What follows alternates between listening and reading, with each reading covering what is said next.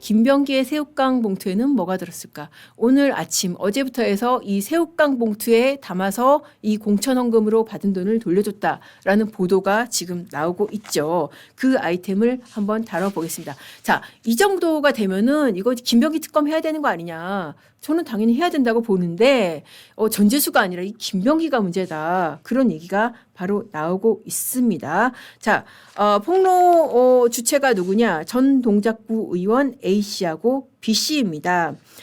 돈을 줬다고 주장하는 시기가 언제냐면 2020년 초입니다. 김병기 원내대표 측에 2천만 원, A씨는 2천만 원, B씨는 1천만 원 그렇게 지금 줬다가 돌려받았다는 겁니다. A씨 얘기를 보겠습니다. 이 사람은 어떻게 줬냐면은 2020년 총선을 앞두고 지원을 요구를 받았다는 거예요. 그러니까 자기가 자발적으로 먼저 바친 게 아니라 우리 돈 좀 줘라고 이 김병기 측근으로부터 요구를 받고 1월 설쯤에 줬다는 겁니다. 집에 방문해서 김병기 집에 가서 줬다는 겁니다. 사모님한테. 어떻게 줬냐? 5만 원권 현금 2천만 원을 직접 전달을 했다. 자, 시기를 잘 좀 기억을 해주세요. 1월 설쯤에 2천만 원을 5만 원권 현금으로 줬다는 거예요. 자, 근데 줬는데 이거를 돌려받았다는 거예요. 누구로부터? 김병기 와이프로부터 김병기 사모님으로부터 돌려받았다. 언제 돌려받았냐? 그해 6월에 사모님 불러서 갔다는 거예요. 그랬더니 딸한테 주라. 딸한테 주세요. 이러면서 새우깡 봉지를 담은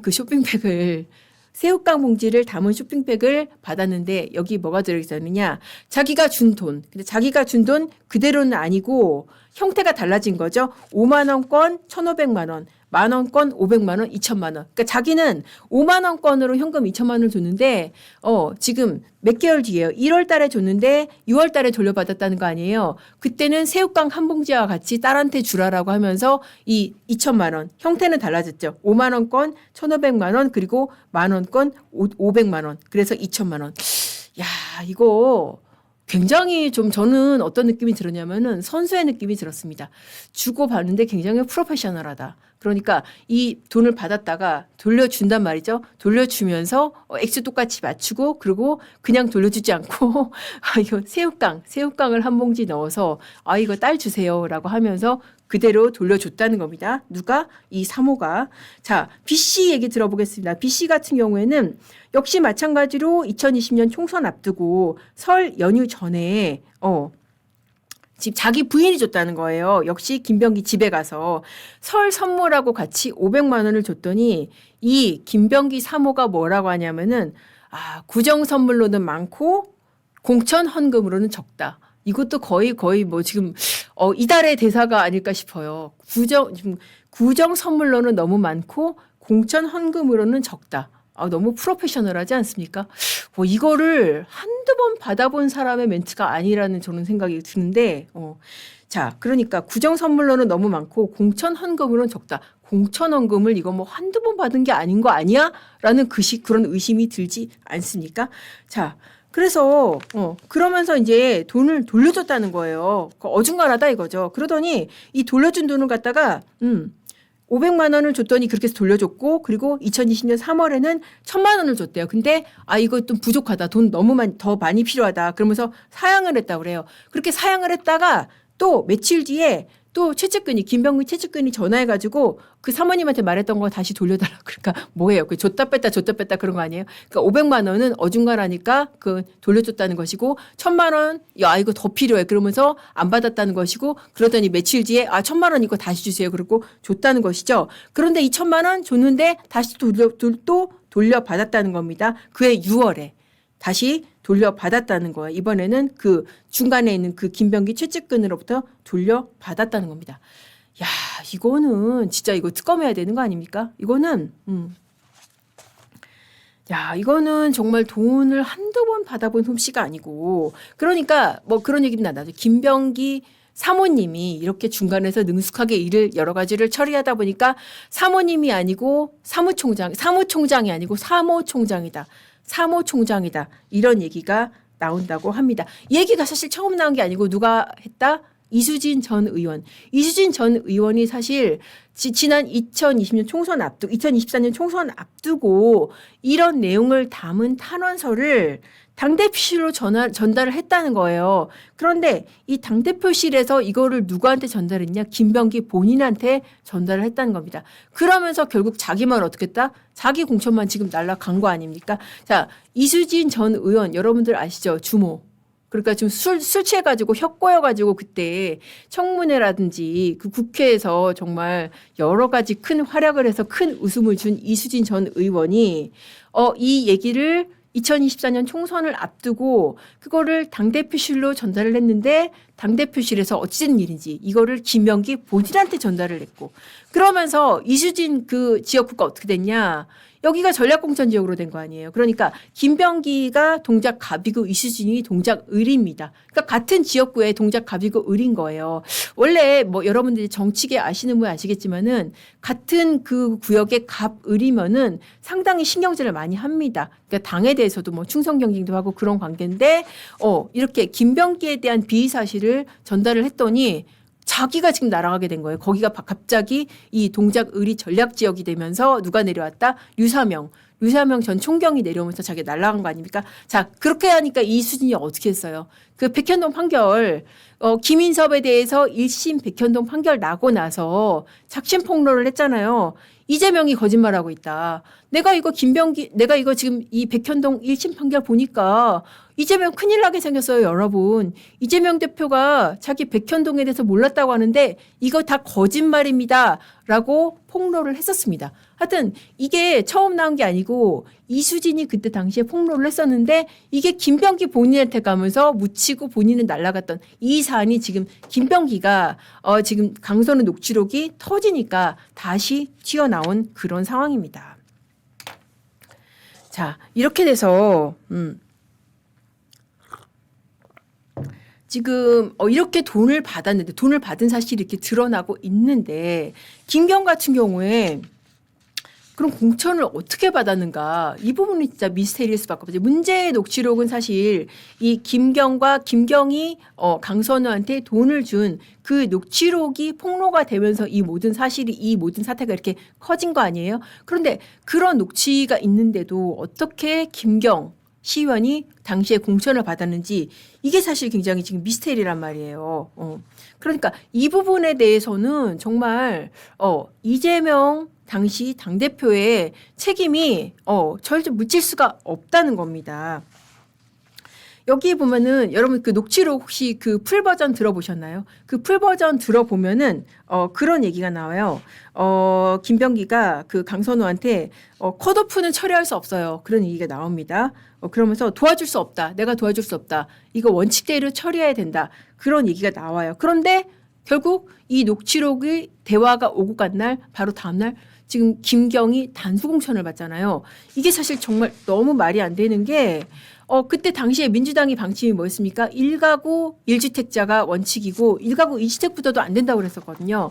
그런데 김경이 어떤 사람이냐? 1가구 거의 10주택. 그때 당시에 본인이 부랴부랴 지금 5주택 중에서 3주택을 정리를 했는데 그러고서도 지금 남은 주택이 2주택이었어요. 근데 이제 나머지 한 주택에 대해서는 엄마가 실거주한다. 그리고 뭐 증명해서 받았다는 것인데 어쨌든 지금 상가가 5개고 주택이 5개고 이랬던 사람입니다. 이랬던 사람이라서 원래 이 컷오프 기준에 따르면 당연히 걸리는 사람인데 돈을 준 사실이 드러났음에도 불구하고 바로 다음날 공천이 그대로 확정돼서 발표가 됐습니다. 이게 도대체 어떻게 가능했냐. 이게 정말 미스테리일 수밖에 없잖아요. 자, 그 힌트가 지금 여기 나와 있습니다. 녹취록이 지금 28분짜리가 있는데 거기 보면은 이 기자회견이라는 단어가 나옵니다. 김병기가 기자회견 얘기를 해요. 뭐라 그러냐면은 김병기가 이제 돈부터 돌려주세요. 어차피 당신 기자회견만 하면 될 거 아니에요? 기자회견 할 거 아닌가?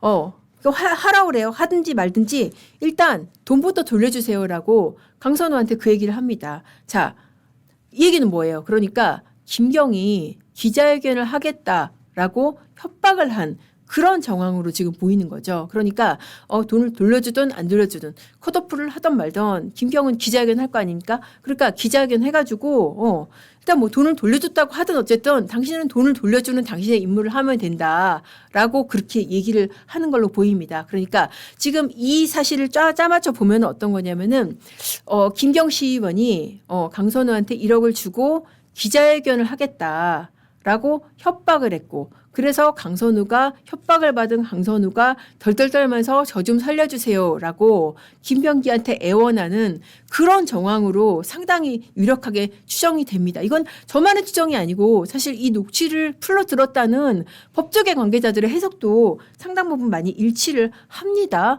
결국 아니 강선우 말대로 떳떳하게 내가 받은 게 아니고 밑에 사무국장이 받았고 자기가 사무국장한테 돈 돌려주라고 지시를 했으면은 그냥 그거 입증하면 되잖아요. 그런데 왜 김병기한테 들고 가서 저 좀 살려주세요라고 했겠습니까? 그거는 어떻게 보면 강선우가 이 기자회견이라는 이 워딩에 나온 대로 뭔가 협박을 강력하게 받았고 그리고 끝까지 김경이 공천을 받은 것을 보면은 결국 이게 관철된 거 아니냐. 이 협박에 김병기도 못 이긴 거 아니냐. 그런 정황이 굉장히 유력하게 추정이 되는 거죠. 그러니까 이 녹취록에 보면은 김병기가 그런 얘기도 합니다. 이거는 그냥 그대로 넘어가려고 해서는 안 됩니다. 이거 원칙대로 처리를 해야 됩니다. 라고 하지만은 결국은 자기도 원칙대로 처리를 못하고 어떻게 보면은 강선우와 마찬가지로 이 협박에 굴복한 거 아닌가 그렇게 추정이 될 수가 있는 것이죠. 자, 이렇게 보면은 이런 공천의 책임들 이거 사실 이 김병기, 강선우 이런 사람들만 책임을 져야 될 문제인가 굉장히 의문입니다. 그리고 아까 그 동작국 그 시의원들 이런 제보 같은 경우에는 사실 총선 공천하고도 관련이 있어요. 이런 그 김병기가 돈 받았다라는 이런 제보 물론 이제 뭐 실제로 돈을 받았는지 여부는 이제 수사기관에서 확인을 해야겠습니다만은 이 제보가 총선을 앞두고 이루어진 거예요. 2024년 총선을 앞두고 당대표실에 갔었어요. 당대표가 누구였냐? 당시 이재명 대통령이 당대표로 있는 당대표실에 갔었어요. 그런데 그 제보가 어떻게 됐나? 본인한테 돌아와서 결국 이 제보를 한 이수진만 날아가는 그런 상황이 된 거예요. 그러니까 당시 당대표도 이 총선 공천에도 책임을 져야 된다. 그 얘기가 나오는 겁니다. 그래서 한동훈 전 대표가 뭐 페이스북에 그 얘기를 썼더라고요. 당시에 당대표였던 이재명 대통령도 당시에 이 총선 공천에 책임을 져야 된다. 그 얘기까지 나오는 겁니다. 그러니까 이거는 민주당의 단지 어떤 그 지방선거를 앞둔 이 공천 게이트가 아니라 이거는 지난 총선까지도 다 연결되어 있는 그런 게이트다. 그런 문제입니다. 자, 그러면은 이 녹취록이 어떻게 해서 나왔을지 이 부분도 이제 굉장히 좀 관심 대상이잖아요. 여러분 어떻게 생각하세요? 이게 두 가지 설이 있습니다. 이 강선우와 김병기의 녹취가 어떻게 나왔는지 이게 사실 굉장히 충격적인 게 전화 녹취 같은 경우에는 일부러 녹취를 안 하더라도 여러분들도 많이 그렇죠. 그냥 이 설정 자체가 전화기 설정 자체가 자동 녹취로 설정이 돼 있기 때문에 내가 일부러 녹음 버튼을 누르지 않더라도 녹취가 되는 경우가 많잖아요. 그런데 이 강선우와 김병기의 대화는 다릅니다. 그러니까 이거는 일반적인 대화를 녹취를 한 거잖아요. 이건 일부러 녹음을 한 겁니다. 그리고 거기 보면은 굉장히 보험성 발언이 많이 들어가 있죠. 김병기가 제가 아까 말씀드린 대로 원칙대로 처리해야 됩니다. 저는 의원님을 도와줄 수가 없습니다. 이런 일을 원칙대로 해야 되고 로펌 찾아가서 자문 받으세요. 돌려주세요. 라고 어떻게 보면은 본인 입장에서 보험이 될 그런 얘기를 굉장히 많이 합니다. 자, 그렇게 봤을 때 사실 유력하게 추지가 되는 것은 지금 잇따라 폭로를 하고 있는 보좌관들이 폭로한 거 아니냐 그런 썰도 있지만은 이거 김병기가 자기가 폭로한 거 아니야? 그런 얘기도 있습니다. 그래서 여러분들 어떻게 보십니까? 자, 1번 보좌관, 2번 김병기 본인. 그래서 아마 제가 이제 뭐 나중에 저 준비를 했으면 아마 이제 투표를 붙여보고 싶은 생각도 있는데 사실 김병기 입장에서도 김병기가 폭로했다고 해도 좀 이상하지 않을 만큼 김병기한테 유리한 내용인 것은 맞는데 저는 그래도 김병기 본인보다는 보좌관 쪽이 더 유력하지 않을까. 왜냐? 사실 이 김병기 강선우 녹취록이 터지기 전만 해도 김병기는 물러날 생각이 없었습니다. 그랬는데 이 단박에 지금 물러나게 된 것은 결국 김병기, 강선우 보도가 나오면서부터 그냥 물러나게 된 그런 정황으로 보이거든요. 그러니까 아무리 자기 보신을 위해서 녹취를 했고 이게 폭로되더라도 본인 입장에서 보험성이다, 유리하다라고 생각될 만한 내용이 있더라도 그렇게 버티던 원내대표 자리를 내줄 수밖에 없었던 것은 이 폭로가 자의가 아니라는 그런 정황을 뒷받침하는 게 아닐까. 그래서 보좌관 쪽에서 나왔을 가능성이 상당히 커 보이기는 합니다.